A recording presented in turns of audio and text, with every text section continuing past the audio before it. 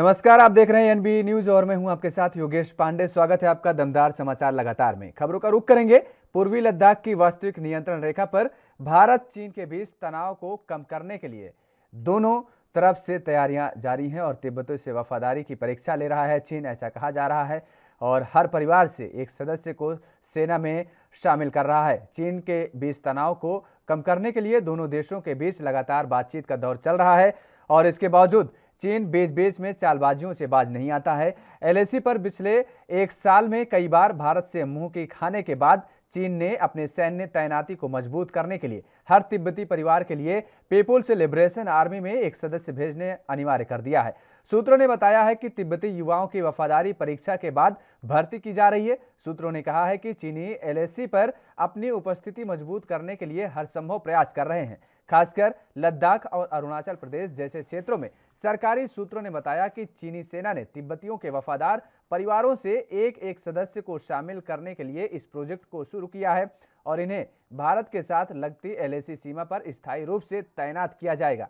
सूत्रों ने आगे कहा है कि चीनी सेना अपने क्षेत्र में तिब्बती युवाओं की भर्ती कर रही है और उन्हें एलएसी पर तैनाती के लिए ट्रेनिंग दे रही है।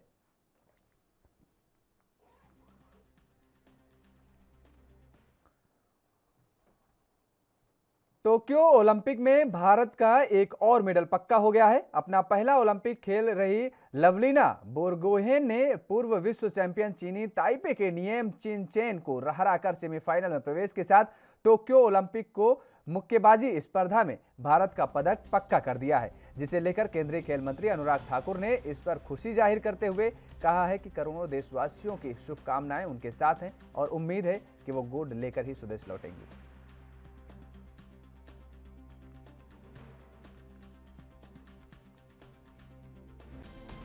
लवलीना के शानदार प्रदर्शन के कारण जो भारत का एक और मेडल पक्का हुआ है, मैं तो यही कहूंगा 130 करोड़ भारतीय शुभकामनाएं भेजते हैं कि आप गोल्ड मेडल जीत कर आए और देश को आपसे बहुत सारी उम्मीदें हैं और बाकी भी जितने इवेंट्स हमारे बचते हैं उसमें हमारे खिलाड़ी शानदार प्रदर्शन करें, ऐसी हमारी उम्मीद है। भारत को अपने एथलीट से बहुत उम्मीदें हैं और जैसा मैंने पहले कहा, लवलीना ने जिस तरह से आज प्रदर्शन किया है वो शानदार है।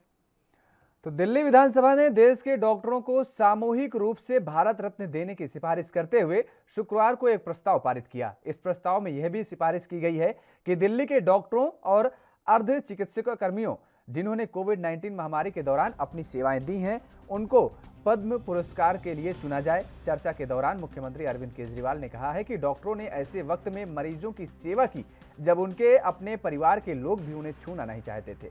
उन्होंने कहा, दिल्ली सरकार ने तय किया है कि हम बस डॉक्टरों एवं अर्ध चिकित्सा कर्मियों को नामों पद्म पुरस्कारों के लिए सिफारिश करेंगे। हमें 15 सितंबर तक इन नामों की सिफारिश करनी है।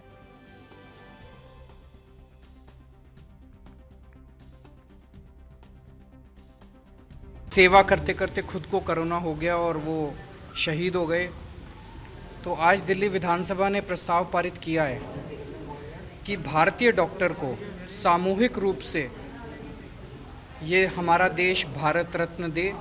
इससे हमारी पूरी मेडिकल फ्रेटर्निटी का हौसला बढ़ेगा, उन्हें सम्मान मिलेगा और एक तरह से उन्हें धन्यवाद कहने का एक तरीका होगा पूरे देश का। दिल्ली सरकार ऑलरेडी कुछ दिन पहले इस बार दिल्ली सरकार की तरफ से जो पद्मा अवार्ड्स के रिकमेंडेशन जाएंगे सेंट्रल गवर्नमेंट को, वो हम केवल डॉक्टर्स के और पैरामेडिक स्टाफ के भेजेंगे। तो हमने लोगों से अपील की थी कि आप इस ईमेल एड्रेस के ऊपर अगर आप किसी का नाम रिकमेंड करना चाहते हैं या कोई सेल्फ नॉमिनेशन करना चाहते हैं तो आप कीजिए। तो अभी 3-4 दिन ही हुए हैं और अभी तक हमारे पास लगभग 2100 के करीब नॉमिनेशंस आ चुके हैं। इससे ये साफ जाहिर है कि लोगों में कितना उत्साह है इसको लेके। और 15 अगस्त तक की डेट है। जो लोग जिन डॉक्टर्स का रिकमेंड करना चाहते हैं या कोई डॉक्टर्स अपना कर्नाटक के नए मुख्यमंत्री बसवराज बोम्मई ने शुक्रवार को प्रधानमंत्री नरेंद्र मोदी से मुलाकात की और करीब 1 घंटे तक बातचीत की। मुख्यमंत्री बनने के बाद बोम्मई पहली बार दिल्ली के दौरे पर आए हैं और बोम्मई ने यहां पीएम मोदी से उनके आवास पर मुलाकात की है। इससे पहले दिन में बोम्मई ने गृह मंत्री अमित शाह, रक्षा मंत्री राजनाथ सिंह, संसदीय कार्य मंत्री प्रहलाद जोशी और जल शक्ति मंत्री गजेंद्र सिंह शेखावत से मुलाकात की थी। इसके अलावा उन्होंने यहां होटल अशोका में अपने राज्य के सांसदों के लिए दोपहर के भोज का भी आयोजन किया। पूर्व सीएम बीएस येदियुरप्पा के इस्तीफे के बाद मंगलवार को बीजेपी विधायक दल के नए नेता चुने गए बोम्मई ने बुधवार को मुख्यमंत्री पद की शपथ ली थी। पश्चिम बंगाल की मुख्यमंत्री और तृणमूल कांग्रेस की प्रमुख ममता बनर्जी का 5 दिवसीय दिल्ली दौरा खत्म हो गया है। कोलकाता के लिए रवाना होने से पहले मुख्यमंत्री ममता ने कहा कि हम अब हर 2 महीने में यहां आते रहेंगे, जिस पर पश्चिम बंगाल के प्रदेश दिलीप घोष ने ममता बनर्जी पर तंज कसा है। घोष ने कहा है कि बंगाल में सरकार हाई कोर्ट की नहीं मानती, बस अपनी चलाती है। उन्होंने कहा, ममता जी पहले बंगाल को संभालो।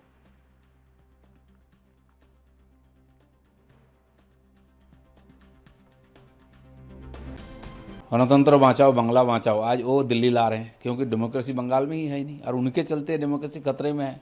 लॉ एंड ऑर्डर नहीं है, कोर्ट का भी निर्णय नहीं मानते हैं, उसको चैलेंज करते हैं, संविधान और संसद का भी सम्मान नहीं मां। वो अगर यहाँ लोकतंत्र की बात करेंगे तो कौन सुनेगा। और 2-4 नेता से जरूर मिल सकते हैं, ऐसे नेता हैं जिनके पास समय काफ़ी है, काम कम है, इनकी पार्टी सिकुड़ रही है, तो उनकी मजबूरी है, ठीक है, बात कर लिया, चाय पी लिया, और महीना में 2 महीने में वो मंथली भी बना सकते हैं दिल्ली आने के लिए। पहले बंगाल की तो संभाले, फिर दिल्ली की। याद होगा 2019 के पहले भी उन्होंने इस प्रकार परिक्रमा किया था। सोनिया गांधी से लेकर मुलायम सिंह जी, लालू प्रसाद जी और आदि बड़े नेता, शरद पवार, सबसे मिले थे, और बहुत सब लोगों को कलकत्ता बुलाए थे। मैक्सिमम पार्टी के नेता गए भी थे वहाँ, उनका स्वागत सत्कार भी उन्होंने अच्छी तरह की थी, लेकिन चुनाव का परिणाम उल्टा निकला। खुद उनकी सीट 1 दर्जन सीट कम हो गई। पूरा देश में कई पार्टियां हाशिए पर आ गई हैं, कई पार्टियों की मेंबर आए पार्लियामेंट में है नहीं, और जो नेता भी गए थे वो भी आज और बेअसर हो गए हैं। इसलिए सबकी मजबूरी है, मोदी जी के सामने इनकी राजनीति नहीं टिक रही है। विकास की राजनीति से दूर रह करके मोदी से लड़ना मुश्किल है, और जब तक मोदी जी हैं, देश उनके साथ है, कोई विकल्प की जरूरत नहीं है। तो उधर Maharashtra metro rail corporation limited ने वनाज रामवाड़ी मार्ग पर पुणे मेट्रो का पहला परीक्षण शुक्रवार को किया है। परीक्षण महाराष्ट्र के उप मुख्यमंत्री अजित पवार की मौजूदगी में आइडल कॉलोनी और वनाज के मध्य इलाके के हिल व्यू पार्क कार डिपो में किया गया। पुणे मेट्रो के एक अधिकारी ने कहा कि पुणे नगर निगम की सीमा में पुणे मेट्रो के ईडब्ल्यू कॉरिडोर के पहले परीक्षण को हरी झंडी दिखाने के लिए खुद उप मुख्यमंत्री पहुंचे हैं। महामेट्रो पुणे मेट्रो रेल परियोजना का कार्यान्वयन देख रही है, जिसके 2 गलियारे हैं, एक वनाज से रामवाड़ी तक और जो जमीन से ऊपर लाइन है, और दूसरी पिंपरी चिंचवाड़ से स्वारगेट तक, जो कि शिवाजी नगर में कृषि महाविद्यालय तक जमीन से ऊपर और उसके बाद भूमिगत लाइन है। 2022 के चुनाव को देखते हुए कांग्रेस खुद को तैयार कर रही है, और यह कहना है कांग्रेस के वरिष्ठ नेता राजकुमार वेरका की। इसके साथ ही उन्होंने कहा कि पंजाब के लोगों के मसलों पर काम किया जाएगा। इच्छा है और कांग्रेस पार्टी अपनी तैयारियां च लगी हुई है, और उसके नाल ਜਿਹੜੇ ਪੰਜਾਬ ਦੇ ਲੋਕਾਂ ਦੇ ਮਸਲੇ ਹੈ, ਜਿਹੜੇ ਪੈਂਡਿੰਗ ਹੈ, ਉਹਨਾਂ ਦੇ ਉੱਪਰ ਵੀ ਅਧਿਐਨ ਕੀਤਾ ਜਾ ਰਿਹਾ ਹੈ। और ये पार्टी और सरकार के बीच का तालमेल है, और पार्टी ने अपने तौर पर जड़ा फीडबैक लोगों को ले रहे हैं, वर्कर फीडबैक दे रहे हैं, लोग फीडबैक दे रहे हैं, और कैप्टन अमरिंदर लोगों को फीडबैक ले रही है, NGO के को फीडबैक असी ले रहे हैं, और वो नाल किसानों को फीडबैक ले रहे हैं। ये सारी फीडबैक जी भी ये नवजोत सिंह सिद्धू जी वालों जाती है सरकार को, सरकार जी उत्ते अध्ययन करके उत्ते अमल करती है। फिर कि साहब एक कैबिनेट मंत्री साधू सिंह धर्मसोत के उत्ते जिहड़ी जांच चल रही है, अज पता लगे ईडी वालों भी जिहड़े उन्होंने नोटिस भेजे गए जांच के, तो दूजे पासे जिहड़ा CBI नूं जांच इंक्वायरी गई है, लेकिन पंजाब सरकार ने फाइल देने तो मना कर दिता, उन्होंने जांच इंक्वायरी सौंपण तो मना कर दिता। नहीं, इदां दी कोई गल है नहीं, कानून अपना काम करेगा, और भाई फोन आ रहा भाई, ਅਸੀਂ ਇਹ ਚਾਹੁੰਦੇ ਹਾਂ ਕਿ ਅਗਰ ਕੋਈ ਦੋਸ਼ੀ ਹੈ ਉਹਦੇ ਖਿਲਾਫ ਕਾਰਵਾਈ ਹੋਣੀ ਚਾਹੀਦੀ ਹੈ, ਇਸ ਗੱਲ 'ਚ ਕੋਈ ਸ਼ੱਕ ਹੈ ਨਹੀਂ, ਔਰ ਜਿਹੜੀ ਸਰਕਾਰ ਹੈ ਉਹ ਕਦੀ ਵੀ ਇਸ ਕੰਮ ਦੇ ਵਿੱਚ ਨਾ ਕਿਸੇ ਨੂੰ कार्रवाई ਕਰਨ। फरीदाबाद में जिस्म फिरोजी का एक चौंका देने वाला मामला सामने आया है। पुलिस ने मामले का पर्दाफाश करते हुए 15 युवतियों समेत 44 लोगों को गिरफ्तार किया है। पुलिस के मुताबिक कमेटी के आड़ में बड़ा देह व्यापार चलाया जा रहा था। पुलिस ने सभी आरोपियों के खिलाफ आईपीसी की विभिन्न धाराओं के तहत मामला दर्ज कर लिया है और फरीदाबाद की नीलम बाटा रोड पर स्थित द अर्बन होटल में, जिसमें फिरोजी का धंधा चल रहा था, पुलिस के मुताबिक उन्हें सूचना मिली थी कि इस होटल में काफी संख्या में युवतियां और युवक मौजूद हैं। पुलिस के मुताबिक वहां अवैध रूप से शराब की बिक्री भी की जा रही थी। मामले की जांच में जुटे पुलिसकर्मियों ने बताया कि युवती होटल में डांस कर रही थी। सूचना मिलने के बाद पुलिस ने एक सिपाही को फर्जी ग्राहक बनाकर होटल में भेजा और मौके पर सूचना पुख्ता होने पर पुलिस दल बल के साथ होटल में पहुंच गई।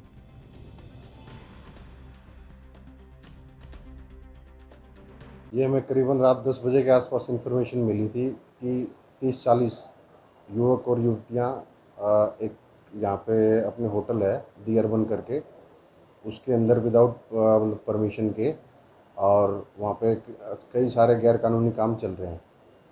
तो उसी के आधार पे हम वहाँ पे जाके रेड की थी और उसी के आधार पे हमने पर्चा दर्ज किया है। कितने लोग गिरफ्तार हुए? ये टोटल 15 लोग हैं, फीमेल हैं, और इसमें हैं अपने 29 मेल हैं। हाँ हाँ। क्या शिकायत में क्या लिखा है उसमें, करियर में जैसे डेकोर कस्टमर आपने बनाया था, क्या था? देखिए जी, हमें वैसे एक अपना हमारे हेड कांस्टेबल था मनोज, उसको भेजा था इन्फॉर्मेशन के आधार पे। वो गया है वहाँ जाके, उसने इनसे बात की है नीचे। तो 2 रूम्स थे वहाँ पे कुछ गैर कानूनी काम भी हो रहा था। बाकी ये लोग थे, ये अपनी वहाँ पार्टी कर रहे थे, डांस वगैरह चल रहा था वहाँ पे। शिकायत किस तरह की मिली थी इस जगह को लेकर? शिकायत अब मतलब हमें तो कल ही मिली थी इस चीज़ को लेके, उसके ऊपर कार्रवाई की है। इसके अंदर हमने 188 लगाई है, 51 DM एक्ट लगाया है और 294 लगाई है, 345 इमोरल। फिलहाल रुकते हैं एक छोटे से ब्रेक के लिए। ब्रेक के बाद फौरन हाजिर होते हैं।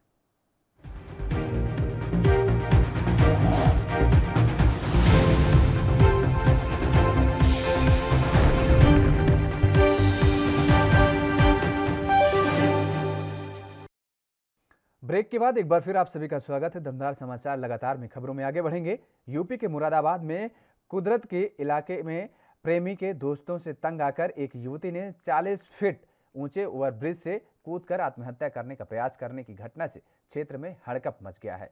युवती की हालत गंभीर होने पर परिजनों ने इसे इलाज के लिए एक निजी अस्पताल में भर्ती कराया, जहां पर पीड़ित की हालत लगातार बिगड़ती ही जा रही है और इलाज कर रहे डॉक्टर के अनुसार वो शायद ही कभी खड़ी हो पाएगी, क्योंकि उसकी रीढ़ की हड्डी में फ्रैक्चर हुआ है।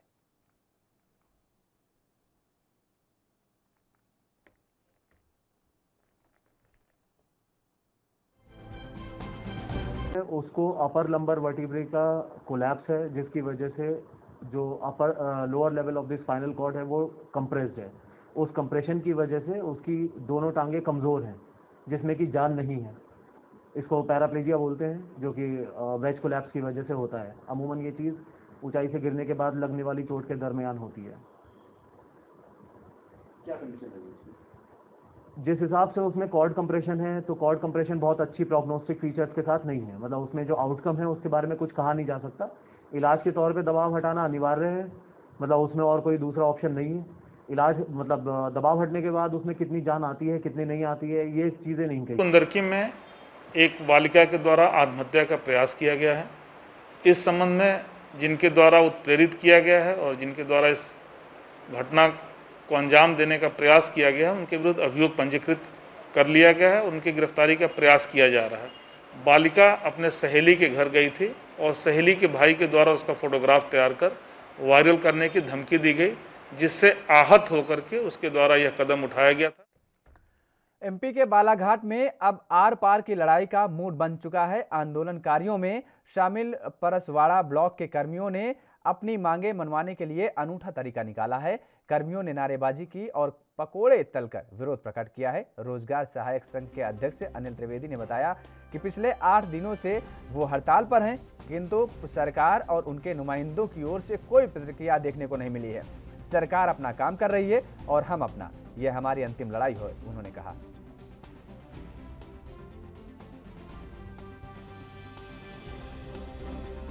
ये कि आज लगातार 8 दिन हो गए हम लोग जो है इस भीषण बारिश में हम लोग अपने स्वास्थ्य की चिंता किए बगैर हम लोग पंडाल पर बैठे हैं।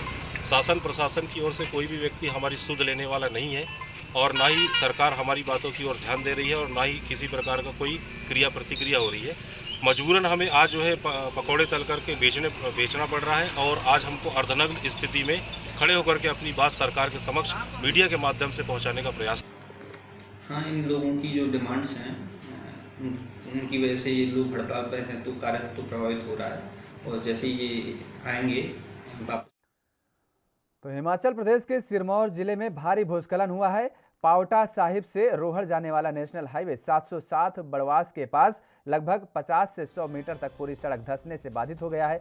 पावटा सतोन से कमरऊ कफोटा शिलाई की तरफ जाने के लिए वैकल्पिक मार्ग किलोड खेरवा मशुचयोग जाखना होते हुए कफोटा पहुंच सकते हैं और प्रशासन का कहना है कि सड़क को बहाल करने में 2 से 3 दिन का समय लग सकता है। बता दें कि हिमाचल प्रदेश में 2 अगस्त तक बारिश का येलो अलर्ट और 4 अगस्त तक पूरे प्रदेश में मौसम खराब रहने का पूर्वानुमान है। शुक्रवार को प्रदेश के 5 जिलों में चंबा, मंडी, कुल्लू, शिमला और सोलन के कुछ क्षेत्रों में बाढ़ की चेतावनी भी जारी की गई है।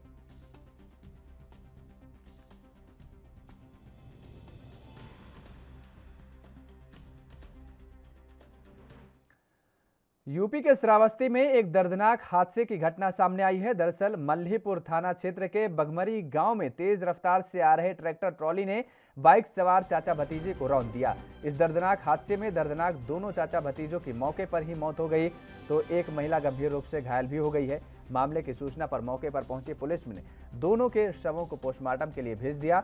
वहीं हादसे के बाद ट्रैक्टर चालक ट्रैक्टर ट्रॉली छोड़कर मौके से फरार हो गया। और खबर अब मध्य प्रदेश से है, जहां भिंड जिले में 3 दिन से हो रही लगातार झमाझम बारिश से लोगों के घर दफ्तर जाने आने में भी काफी परेशानी हो रही है। जिधर देखो पानी पानी का सैलाब बनकर सड़कों पर जमा नजर आ रहा है। गुरुवार रात में बारिश से कई इलाकों में पानी इतना भर गया कि निकलने के लिए भी परेशान हुए लोग। शुक्रवार सुबह लोग लगातार परेशान होते रहे। रोड पर 3 से 4 फीट पानी भरा हुआ है और जिस कारण कई रास्तों को डाइवर्ट भी किया गया है, जिससे लोगों को काफी परेशानी का सामना करना पड़ रहा है।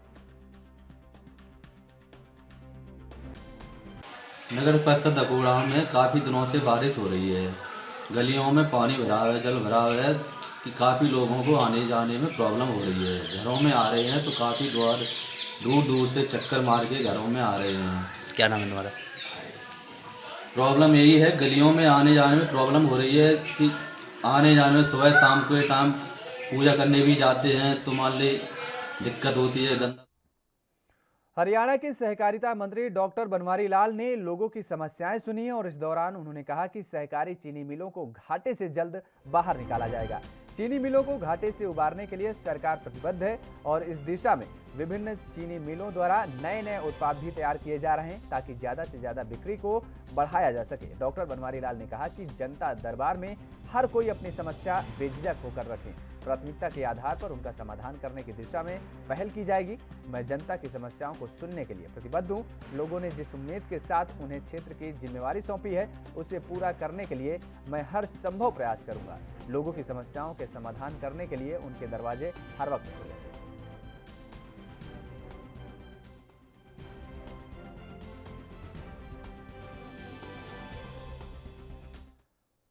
फिलहाल रुकते हैं एक छोटे से ब्रेक के लिए। ब्रेक के बाद फौरन हाजिर होते हैं।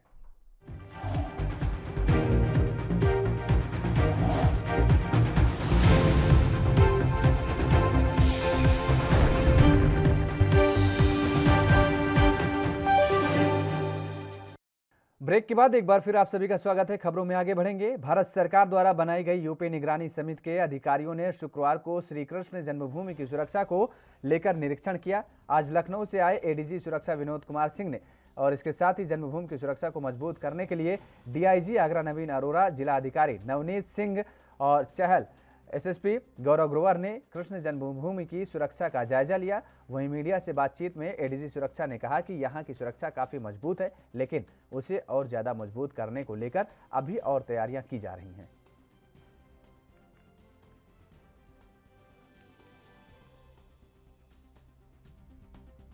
स्थायी समिति जो भारत सरकार के आदेश से बनी हुई है वो नियमित तीनों धार्मिक स्थल है अयोध्या, काशी, मथुरा का भ्रमण और उसमें निरीक्षण करके उसको मीटिंग करती रहे। अयोध्या में बहुत सारी चीज़ें हुई हैं, हो रही हैं, काशी में बहुत सारी चीज़ें हो गई हैं, कुछ लक्ष्य था। आज उसी कड़ी में पूरी स्थायी समिति यहाँ पे आई और पहले हम लोगों ने भ्रमण करके डिटेल यहाँ की जो स्थिति है ज़मीनी स्थिति है देखा। जितने भी स्टेक होल्डर्स हैं सिक्योरिटी से जुड़े हुए, चूँकि ये स्टेट लेवल की कमेटी है, पूरा स्टेट प्रशासन है यहाँ पे, लखनऊ से भी लोग आए हैं, सभी जगह से लोग हैं। यहाँ की सुरक्षा बहुत चुस्त दुरुस्त है। जो अपेक्षाएं और हमारी हैं उसको हम लोगों ने मंथन किया है, इसके बाद हम लोग बैठेंगे, इसमें डिस्कशन करेंगे और उस पर हम लोग निर्णय लेंगे आगे। तो सर स्पेशल इंस्ट्रक्शन दिए गए हों सुरक्षा व्यवस्था को CCTV कैमरे जैसे। फतेहाबाद में लगातार बढ़ रही चोरियों और किसानों की चोरी हुई बोलेरो गाड़ी की मांग को लेकर आज किसानों ने लघु सचिवालय के बाहर धरना दिया। किसान नेताओं का कहना है कि जरूरत पड़ी तो किसान मोर्चा के बड़े नेता भी धरने में भाग लेंगे। बता दें कि 7 जून को टोहाना में किसानों के धरने के दौरान बोलेरो गाड़ी चोरी हुई थी और उसी चोरी हुई गाड़ी की बरामदगी की मांग को और लगातार बढ़ रही चोरी की वारदातों पर लगाम लगाने की मांग को लेकर किसानों ने धरना शुरू कर दिया है।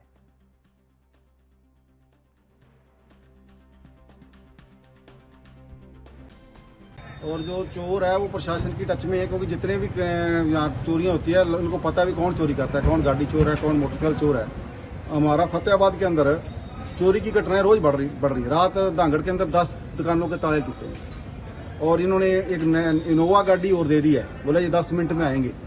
ये 10 घंटे में नहीं आते, रात को दारू पीते हैं। और जो भ्रष्ट पुलिस के अफसर हैं, ये सारा उनकी साजिश है, वो उनका हिस्सा है चोरों के साथ। और ईमानदार अफसरों की चलती है, ईमानदारों को हम सलूट करते हैं। चोरों के खिलाफ हमारी ये लड़ाई है। और आज हमने ये लगातार, पहले भी हमने टोहाना के अंदर धरना दिया था, SP को मिले थे, DSP को मिले थे। DSP टोहाना तो फोन भी नहीं उठाता। और गाड़ी का जवाब उनके पास, एक गाड़ी चोरी हुई है जिसका नंबर है, चेसी नंबर है। हाँ, इनके पास मतलब ये इच्छा हो तो ये बरामद कर सकते हैं। उत्तर प्रदेश में जालौन के मुख्यालय उरई की महिला अस्पताल में एक मामला सामने आया है, जहां पर महिला की डिलीवरी के नाम पर महिला के परिजनों से 2000 की मांग की गई। रुपए न देने पर स्वास्थ्य कर्मियों ने महिला को रेफर करने की धमकी दे डाली और 2000 रुपए देने के बाद महिला की डिलीवरी हुई है। इसकी शिकायत परिजनों ने आज DM से भी की है।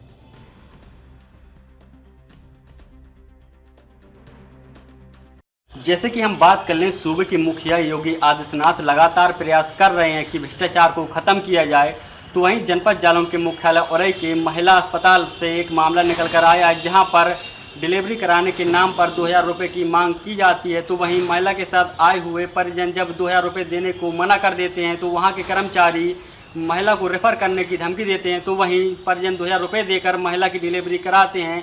फिर वहीं जनपद जालौन के मुख्यालय उरई के कलेक्ट्रेट पहुंचकर जनपद जालौन की जिलाधिकारी प्रियंका निरंजन को शिकायती पत्र सौंपकर न्याय की गुहार लगाते हैं। ANB news Mayank Rajput, Jalaun. हरियाणा के गृह एवं स्वास्थ्य मंत्री अनिल विज ने बताया कि जिला अंबाला में बब्याल से चंदपुरा जाने वाले रास्ते में टांगरी नदी पर बनाया जा रहा पुल लोगों के लिए बड़ी राहत लेकर आएगा। करीब 10 करोड़ रुपए की लागत से बनाए जा रहे इस पुल के निर्माण का कार्य 80% तक पूरा कर लिया गया है और शेष कार्य को आगामी अक्टूबर तक पूरा कर लिया जाएगा। विज ने बताया कि लोगों को आने जाने के लिए टांगरी नदी के बीच से जाना पड़ता था, लेकिन इस पुल के निर्माण कार्य के पूरा होने से संबंधित क्षेत्रों के लोगों को सीधा फायदा पहुंचेगा। यातायात की व्यवस्था सुचारू होने के साथ साथ लोगों को आने जाने में किसी प्रकार की परेशानी नहीं होगी और इस तरह इस पुल के बनने से आवागमन सुगम होने के अलावा लोगों की धनराशि की भी बचत होगी और व्यवस्था भी अपेक्षाकृत अधिक बेहतर हो जाएगी।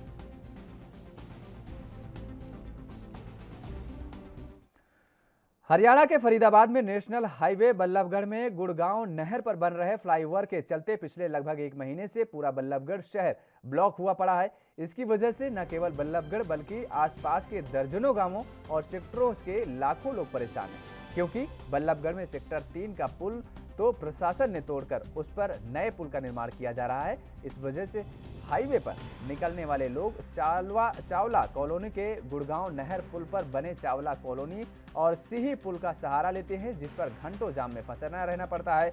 बता दें कि बल्लभगढ़ के आसपास कई औद्योगिक सेक्टर भी हैं, जहां हजारों की संख्या में मजदूर काम करते हैं। शहरवासियों ने सरकार से यह निवेदन किया है कि जल्द ही इसका विकल्प ढूंढकर लोगों को राहत देने का काम किया जाना चाहिए।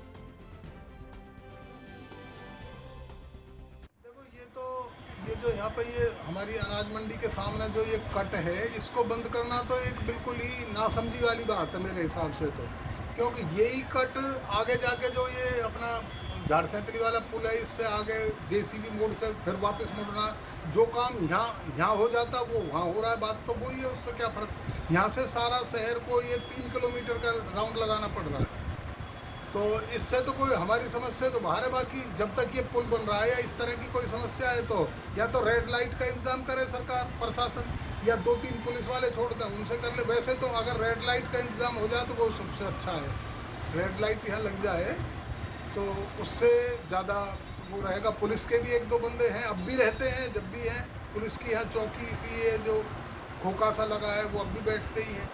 बाकी ये कट बंद करना ये तो कोई समाधान नहीं है। तो कितनी परेशानी झेलनी पड़ रही है व्यापारियों को और शहरवासियों को?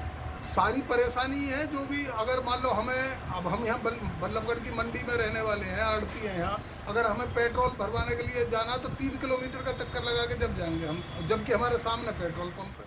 परेशानी तो रहेगी, अभी 15-20 दिन हो गए इसको परेशानी को, और मेरे हिसाब से 15-20 दिन और रहेगी लगभग, क्योंकि जब कोई वर्क होता है तो कहीं ना कहीं थोड़ी बहुत रुकावट आती है। इसके लिए थोड़ा ट्रैफिक कंट्रोल हो जाए तो ज़्यादा बढ़िया है। जो गुड़गांव कैनाल वाला पुल है जो अभी रिसेंटली बना है 1-2 साल पहले, उस पर थोड़ी ट्रैफिक की व्यवस्था सुचारू रूप से हो जाए, ट्रैफिक कंट्रोल हो जाए, वहाँ ट्रैफिक पुलिस का आदमी 3-4 वहाँ और ज़्यादा एक्टिव हो जाए, और जो कॉलोनियों में से जा रहे हैं ट्रैफिक व्हीकल उनमें भी थोड़ा सा ना जो दुकानों में एक्रोचमेंट है उसको थोड़ा सा कम कर दिया जाए। तो दमदार समाचार लगातार में खबरों का सिलसिला लगातार जारी रहेगा। फिलहाल वक्त तो चला है एक छोटे से ब्रेक का।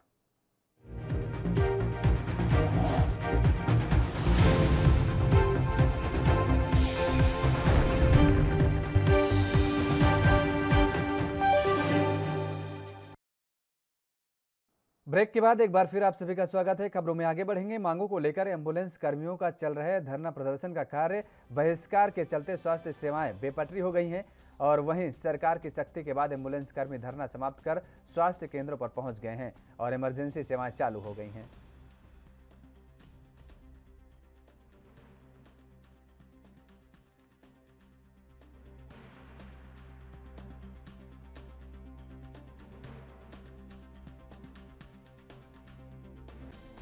एम्बुलेंस कर्मियों के चल रहे हड़ताल, इस सरकार की सख्ती के बाद हड़ताल समाप्त होने के कगार पे है। एक बार फिर एम्बुलेंस के थमे पहिए स्वास्थ्य कर्मी अपने काम पे लौट आए हैं और लोगों को स्वास्थ्य सुविधाएं मिलनी शुरू हो गई है। तो सरकार की सख्ती कहीं न कहीं फिर जो है एम्बुलेंस जो ठप पड़ा था वह चालू हो गया है। अब देखना यह है कि यह एम्बुलेंस कर्मियों और स्वास्थ्य कर्मियों की 6 सूत्री मांगे सरकार मानती है या इसी तरह पड़ी रहती है। कैमरामैन ईश्वर चंद के साथ गोविंद पटेल, ANB न्यूज, कुशीनगर।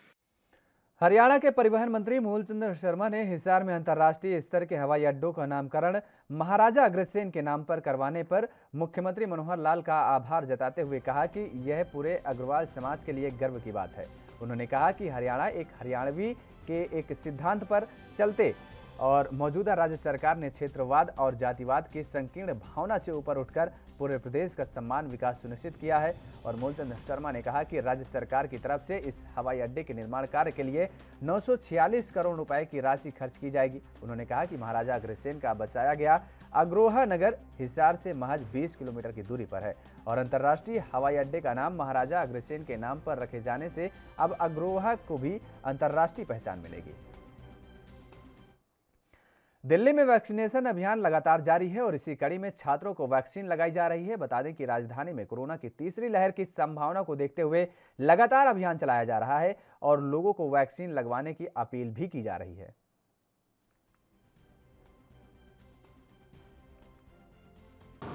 यहाँ पे इंटरनेशनल स्टूडेंट्स को वैक्सीन लग रही हैं और स्टूडेंट्स और जो जॉब करने के लिए अब्रॉड जा रहे हैं और जो टोक्यो ओलंपिक्स के लिए इंडिया को रिप्रेजेंट करने जा रहे हैं।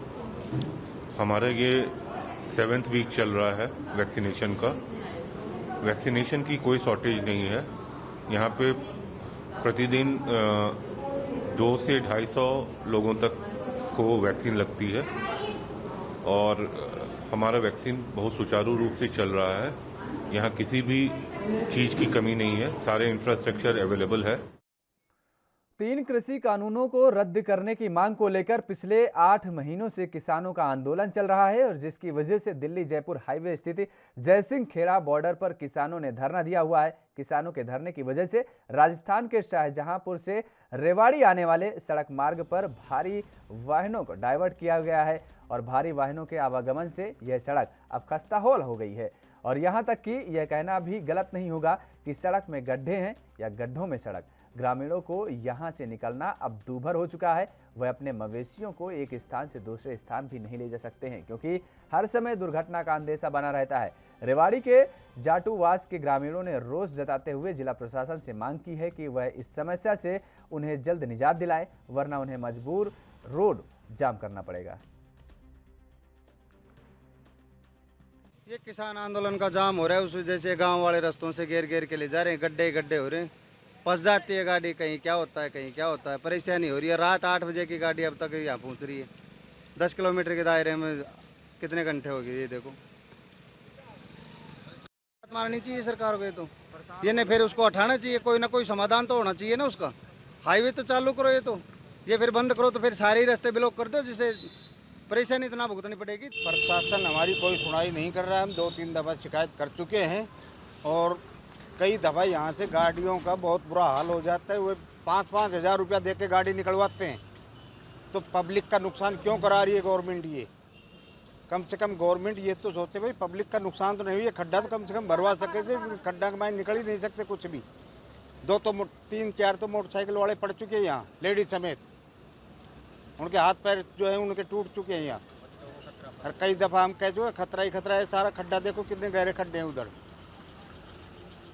हम प्रशासन से यही कहना चाहते हैं कि इन खड्डों को फटाफट भरवाया जाए, नहीं तो हम यहाँ जाम लगाएंगे। शाम 4 बजे से लग रही है जाम में, पूरी नाइट होगी। कोई 2000 ले रहा है, कोई 5000 ले रहा है। क्रेन वाला गांव वाले जूते मारते हैं। रास्ता खुलाओ, ये खुलाओ, वो भी खुलाओ, नहीं सबको ब्लॉक कर दो। ऐसी बात है भाई, पूरी गाड़ी वाले परेशान हो रहे हैं। राजस्थान के, हरियाणा के, पंजाब के सब। कहाँ से आए हो, कहाँ जा रहे हो? हम आ रहे हैं गुजरात से, उत्तराखंड जा रहे हैं, रुद्रपुर जाएंगे और बहुत परेशान हो रहे हैं। किसान थोड़ी हैं, किसान तो हम लोग हैं, किसानों के ड्राइवर हैं हम सब। वो तो ऐसे ही बैठे हैं, उसको हटाओ। गवर्नमेंट की गलती है तो मोदी को बोलो जाके। मोदी कुछ करता ही नहीं है, सुनता ही नहीं है, किसी की नहीं सुनेगा वो। ना हमारी सुनेगा, ना इनकी सुनेगा, किसी गाँव वालों की नहीं सुनेगा। मतलब ही नहीं है। परेशानी बहुत ज़्यादा हो रही है भाई साहब, बहुत बर्बाद हो गए हम गाड़ी वाले। 100 रुपये लीटर तो डीजल हो गया, अब 110 तक जा रहा है। उत्तर प्रदेश में ललितपुर के थाना सोजना से खबर है। दरअसल ग्राम कोरवास में कोरोना वैक्सीनेशन कैंप लगा हुआ था और लोग वैक्सीन लगवाने के लिए लाइन में लगे हुए थे। इस दौरान लाइन में लगे एक शख्स को पुलिस से बात करना महंगा पड़ गया। किसी बात को लेकर पुलिस से युवक की बातचीत हुई और जिसके बाद मौके पर मौजूद पुलिसकर्मी ने शख्स को जमकर लात घूंसों और लाठी से पिटाई कर दी। इस दौरान मौके पर युवक के परिवार वाले मौजूद थे। परिजनों ने उस पुलिसकर्मी के हाथ पैर पड़े कि उसको छोड़ दीजिए, लेकिन पुलिसकर्मी का मान बिल्कुल भी नहीं पसीजा और लगातार युवक के साथ मारपीट करता रहा। ललितपुर पुलिस फिर से चर्चाओं में घिर गई है। आपको बता दें कि ललितपुर जनपद के थाना सोजना अंतर्गत ग्राम कोरवास में कोरोना वैक्सीन लग रही थी, जहां पर लंबी लंबी जो कतार लगी हुई थी और उसमें एक युवक लाइन में लगा हुआ था। वहां पर युवक की पुलिस से थोड़ी बहुत बहस हुई, जिसके बाद जो पुलिस है वहां पर मौके पर उन्होंने युवक के साथ जमकर मारपीट कर दी।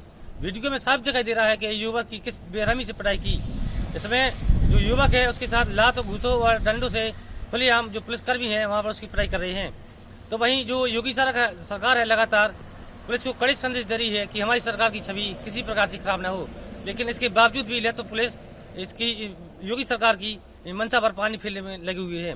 अब देखना यह है कि जो पुलिस कर्मी है उस पर प्रशासन द्वारा किस प्रकार की कार्रवाई की जाती है। ललितपुर से नीतीश कुमार, ANB न्यूज।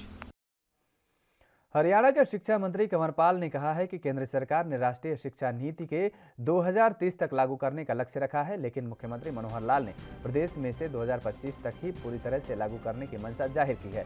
इसके अलावा कॉलेजों में NCC को इलेक्टिव सब्जेक्ट के रूप में लागू करने के बारे में सैद्धांतिक सहमति बन चुकी है और इसके लागू करने के लिए एक कमेटी बनाई गई है। स्कूल खोलने के बारे में उन्होंने कहा कि फिलहाल कोरोना को लेकर स्थिति नियंत्रण में है और यदि सब कुछ ठीक रहा तो पहली से 5वीं तक के स्कूल भी अगस्त में खोले जा सकते हैं।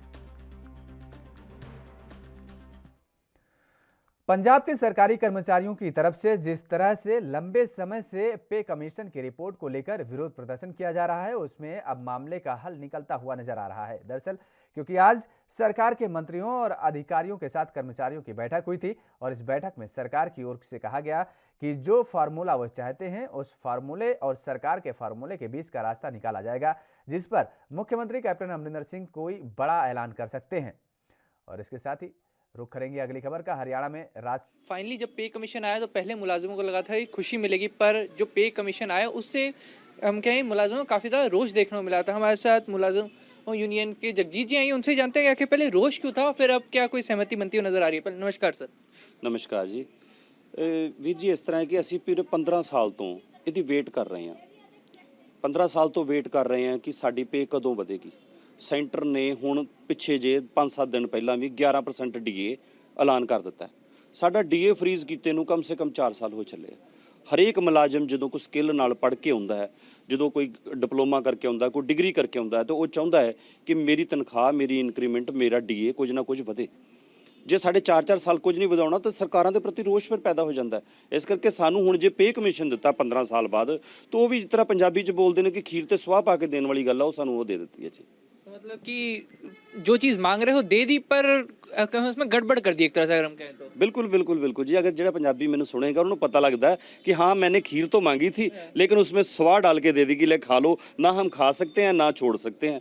ऐसे करके ਜਿਹੜਾ ਇਹਨਾਂ ਨੇ ਸਾਨੂੰ ਦਿੱਤਾ ਹੈ ਕਿ ਪੇ ਸਕੇਲ, ਉਹਦੇ ਵਿੱਚ ਇਹਨਾਂ ਨੇ ਕਰ ਦਿੱਤਾ ਹੈ ਕਿ ਜਿਹੜਾ ਬੰਦੇ ਨੇ 2006 ਤੋਂ ਲੈ ਕੇ 16 ਵਾਲੇ ਤੱਕ ਹੈ ਪੇ ਸਕੇਲ, ਉਹਨੂੰ 2.59 ਨਾ 2.59, ਔਰ ਜਿਹੜਾ ਨੇ 1/12/2011 ਤੋਂ ਸਕੇਲ ਹੈ ਉਹ 'ਚ 2.25 ਦੇ ਦਿੱਤਾ। ਇਹਦੇ ਨਾਲ ਸਾਡੇ ਆਪਸ ਦੇ ਵਿੱਚ ਜਿੰਨੇ ਮੁਲਾਜ਼ਮ ਨੇ ਉਹਨਾਂ ਦੇ ਵਿੱਚ ਆਪਸ 'ਚ ਸ਼ਾਂਤੀ ਫੈਲ ਗਈ ਕਿ ਮੇਰੀ ਤਨਖਾਹ ਕਿੰਨੀ ਵੱਧ ਰਹੀ ਹੈ, ਮੇਰੀ ਕਿੰਨੀ ਵੱਧ ਰਹੀ ਹੈ। ਜਿਸ ਬੰਦੇ ਕੋਲ ਚੰਡੀਗੜ੍ਹ ਦੇ, ਮੋਹਾਲੀ ਜਾਂ ਕਿਸੇ ਵੀ ਪੰਜਾਬ 'ਚ ਜਿਹਦੇ ਕੋਲ ਘਰ ਹੈ, ਉਹ ਜਿਹੜਾ ਆਪਣਾ ਹਾਊਸ ਨੂੰ ਅਲਾਟਮੈਂਟ ਹੋਈ ਪਈ ਹੈ, ਉਹਦੀ ਤਨਖਾਹ ਪਹਿਲੇ ਨਾਲੋਂ ਵੀ ਡਾਊਨ ਚਲੇ ਗਈ ਹੈ। तो किस तरह का पे स्केल है जी जिहदे विच तनख्वाहां डाउन चल जाण। जैसा आपने सुना कि अगर तो जो अगली मीटिंग उसमें बात बन जाती है तो मुलाजिम बहुत ज़्यादा खुश हो जाएंगे और अपनी सभी स्ट्राइक्स बंद कर देंगे, पर वहीं अगर लगातार मीटिंगों का दौर चलता रहा और कहीं ना कहीं ऐसा लगा कि लारे लगा रही है सरकार, तो इनका डट के विरोध किया जाएगा। कैमरामैन मनदीप सिंह के साथ चंडीगढ़ से अमित कुमार, ANB न्यूज़। हरियाणा में रात से ही बारिश हो रही है। जगह जगह जलभराव जैसी स्थिति है। कई गांवों में पानी भर गया है तो कहीं मकान गिरने जैसे हालात भी बने हुए हैं। सावन की झड़ी ऐसी लगी है कि अब बारिश रुकने का नाम ही नहीं ले रही है। दक्षिण पश्चिम मानसून ने हरियाणा के 17 शहरों में धरा की प्यास को बुझाने का काम किया है। पिछले 3 वर्षों से मानसून आता, बारिश भी होती लेकिन सामान्य से अधिक नहीं होती, लेकिन इस बार सामान्य से अधिक बारिश हो रही है और इसका अंदाजा इसी बात से लगाया जा सकता है कि हिसार में दिन का तापमान सामान्य से 7 डिग्री सेल्सियस कम हो गया और इसके सबसे अधिक झज्जर में 150 mm, कैथल में 128 mm और बारिश दर्ज की गई है।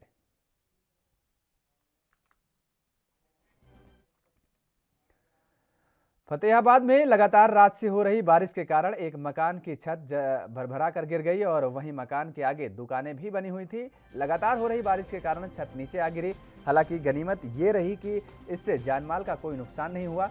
जिस समय मकान की छत गिरी उस समय मकान में एक परिवार भी मौजूद था और लेकिन किसी को चोट नहीं आई है, क्योंकि दीवारों की दरकता देख मकान के अंदर मौजूद लोग बाहर निकल आए। मकान की छत गिरने के बाद एक लाइव वीडियो भी सामने आया है। हादसे में समय घर के बाहर मौजूद लोगों के द्वारा मोबाइल से यह वीडियो बनाया गया, जिसमें मकान के चौबारे की दीवार गिरने के बाद छत गिरती हुई नजर आ रही है। अलमारी टूट गई है, दूसरी अलमारी जिस पे कपड़े रखते थे वो टूट गई और नीचे सामान दब रहा है। कब गिरा था मकान? ये 5:30 बजे करीब। अच्छा, कोई अंदर था उस टाइम? फिलहाल रुकते हैं एक और छोटे से ब्रेक के लिए। ब्रेक के बाद फौरन हाजिर होते हैं।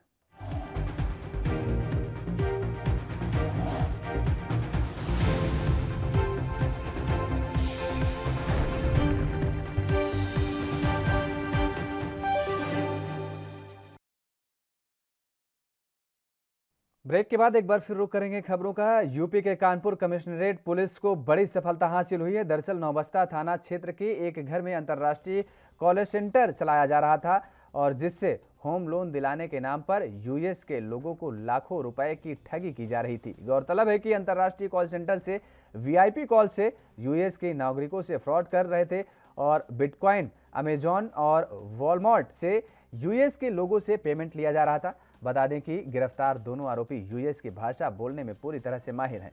फिलहाल पुलिस के हाथ इस गिरोह के 2 मुख्य आरोपी और पुलिस के हाथे चढ़े हुए हैं और बाकी आरोपियों की तलाश अभी जारी है।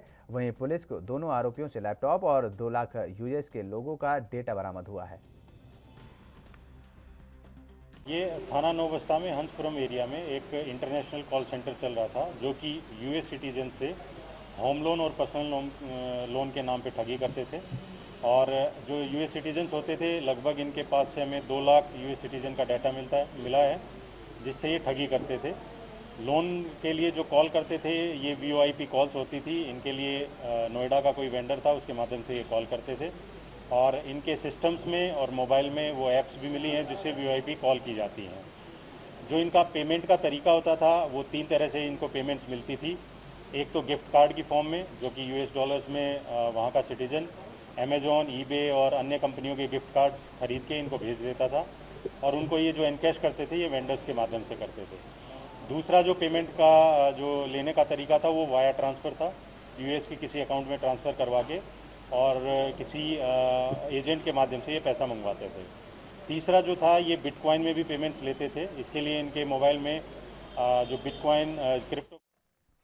हरियाणा पुलिस ने करनाल में मादक पदार्थ तस्करी पर नकेल कसते हुए 2 अंतर्राज्यीय नशा तस्करों को गिरफ्तार कर उनके कब्जे से 130 किलोग्राम डोडा पोस्ट जब्त किया है और आरोपी जब्त मादक पदार्थ को राजस्थान के कोटा से लाए थे। हरियाणा पुलिस के प्रवक्ता ने बताया कि अपराध जांच एजेंसी की टीम ने सूचना पर कार्रवाई करते हुए अंजनी थली तरावड़ी मार्ग पर नाकाबंदी कर एक संदिग्ध वाहन की चेकिंग के लिए रुकने को इशारा किया। चालक ने रुकने के बजाय भागने की कोशिश की और जिसे पुलिस पार्टी ने पीछा कर काबू कर लिया। वाहन की तलाशी लेने पर पुलिस ने 13 कट्टे बरामद किए हैं, जिन्हें खोलकर चेक किया तो उसमें कुल 130 किलो डोडा पोस्ट मादक पदार्थ मिला। यूपी के अमेठी जिले में प्रभारी मंत्री मोहसिन रजा आज अपने 1 दिवसीय दौरे पर अमेठी के ब्लॉक कार्यालय शुकुल बाजार पहुंचे, जहां पर प्रभारी मंत्री की अध्यक्षता में क्षेत्र के विकास कार्यों की समीक्षा बैठक हुई और इस बैठक में कोविड-19 के टीकाकरण को लेकर चर्चा हुई और उसके बाद नवनिर्वाचित ग्राम प्रधानों के साथ विकास कार्यों की भी मोहसिन रजा ने बैठक की।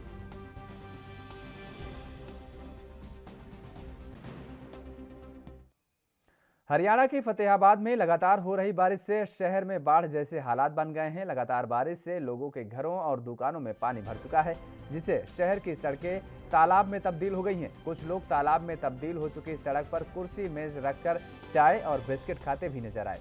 इसको लेकर लोगों ने प्रशासन और विधायक के प्रति भी अपना गुस्सा जमकर जाहिर किया। फतेहाबाद निवासी सोनू कुमार ने कहा कि करोड़ों रुपए जल निकासी और सड़कों के लिए प्रशासन ने खर्च कर दिए, लेकिन उसका कोई भी फायदा नहीं हो रहा है। लोगों का जीना बेहाल हो रखा है और बारिश के बाद लोगों की दुकानों और घरों में पानी घुस गया है, जिसके चलते उनका सामान भीग गया और नुकसान उठाना पड़ रहा है। तुलसीदास चौक जो बर्बादी की ओर जा रहा है, इतना बुरा हाल मैंने जिंदगी के अंदर कभी नहीं देखा।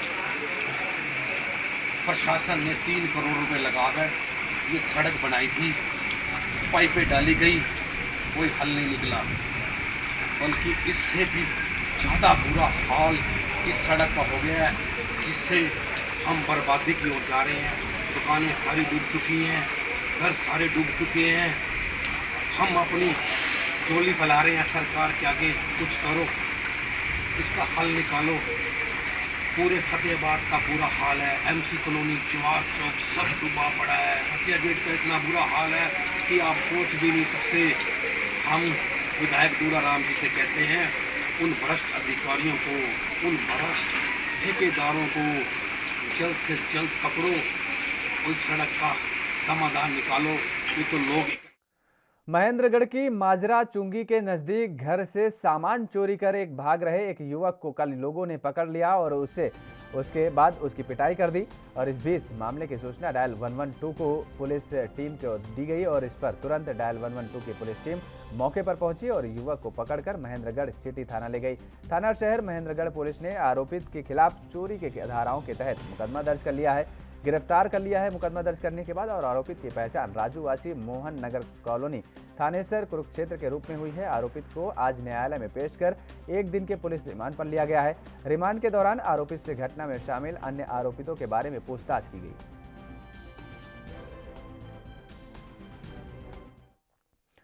भगवान शिव के 12 ज्योतिर्लिंग में से एक ओंकारेश्वर में अब बेतरतीब बसाहट पर लगाम लगेगी और आने वाले 10 वर्षों का तीर्थ नगरी के विकास का खाका खींचा गया है। नर्मदा नदी के दोनों तरफ उच्च बाढ़ स्तर के चिन्ह से 30 मीटर के जद में नए निर्माणों पर रोक लगा दी गई है।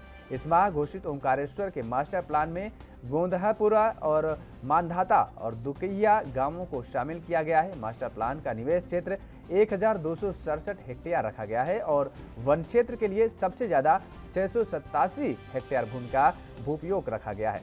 मास्टर प्लान में तीर्थ नगरी में नए बस स्टैंड, बड़े पार्किंग स्थल की जरूरत बताई गई है।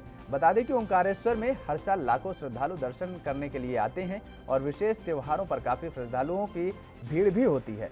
इस कारण चौड़े मार्ग और नए घाट भी मास्टर प्लान में प्रस्तावित किए गए हैं।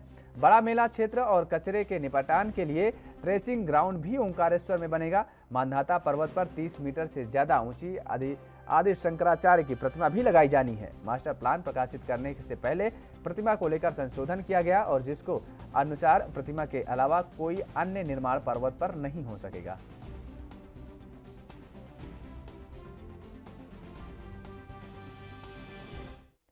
चरखी दादरी में लगातार हल्की बूंदाबांदी हो रही थी और कल देर रात से तेज बारिश शुरू हो गई। बारिश इतनी तेज थी कि दादरी शहर जलमग्न हो गया।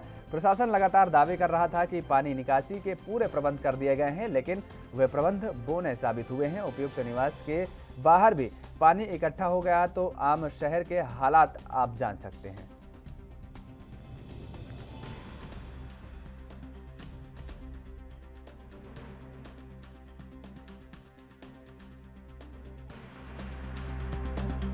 सरकार व प्रशासन की वजह से आज पूरा शहर दुर्दशा की ओर चल रहा है। पूरा शहर में पानी भरा पड़ा है। सभी दुकानों में पानी भरा हुआ है। प्रत्येक दुकान में 1 से लेकर 2 फुट तक पानी भरा हुआ है। और हमारा तो क्या है, सभी अधिकारियों के घरों में भी पानी भरा पड़ा है। वे अपना ही पानी नहीं निकाल पा रहे तो हमारा क्या निकालेंगे। हम 1 तारीख को रविवार को 10 बजे लाला लाजपत राय चौक पर इकट्ठा होंगे और वह सरकार की पोल खोल लेंगे और दोपहर 1 बजे खट्टर से मुर्दा फूकेंगे। मैं तो एक बात कहना चाहूँगा, सरकार और प्रशासन की लापरवाही की वजह से पूरा शहर बर्बाद हो चुका है। पीने का पानी की बात है, लगभग 20 मिनट तक बिल्कुल सीवरेज का पानी नलकों में आता है। उसके निकलने के बाद आध घंटे के बाद में पानी भरा जाता है। दादरी शहर बाढ़ की ओर अग्रसर हो चुका है। 1995 में जो बाढ़ दादरी शहर में आई थी, ऐसा ही दिखाई दे रहा है कि वैसा ही हाल दादरी का हो गया है और सभी दुकानदारों का काम बिल्कुल। तो दमदार समाचार लगातार में फिलहाल मेरे साथ इतना ही। बाकी खबरों के लिए आप देखते रहिए ANB न्यूज।